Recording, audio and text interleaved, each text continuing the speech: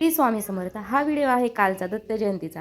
तर दत्त जयंती आहे म्हटल्यावर घरातली साफसफाई आणि सजावट तर आलीच. तर त्या पद्धतीने मी पण छान अशी उंबरा पूजन रांगोळी वगैरे करून घेतलेली होती. छान अशी रांगोळी काढली होती. आज पौर्णिमा आहे त्याच्यामुळे ही वाली रांगोळी काढत असते पौर्णिमा आणि गुरुवार वगैरे. त्याच्यानंतर मग मी करून घेतलेली आहे इथे ना आपली जी गुरुवारची पूजा होती तर ती पूजा करून घेतलेली आहे. आणि आज ना मला खूप छान असे अनुभव आलेले. आजकाल ना माझ्या जेव्हा विशेष काही पूजा असतात त्यावेळेस मला काही ना काही अनुभव हा येतोच. आता हे ठरलेलं आहे माझं.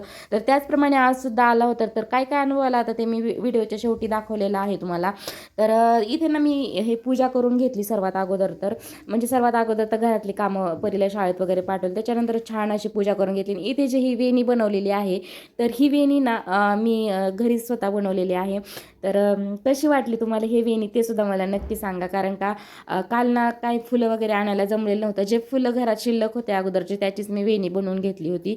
त्याच्यानंतर इकडे आपली ही ह्यांचं वाचन वगैरे झालेलं होतं गुरुचरित्राचं. तर आज संपूर्ण वाचन झालेलं होतं. त्याच्यानंतर मग मी ही पूजा केली आणि याची कहाणी वगैरे वाचून घेतली. तोपर्यंत टाईम झाला. मग इकडची सुद्धा मी आज गुरुचरित्राचा 4था अध्याय वाचून घेतला, जन्माची कहाणी.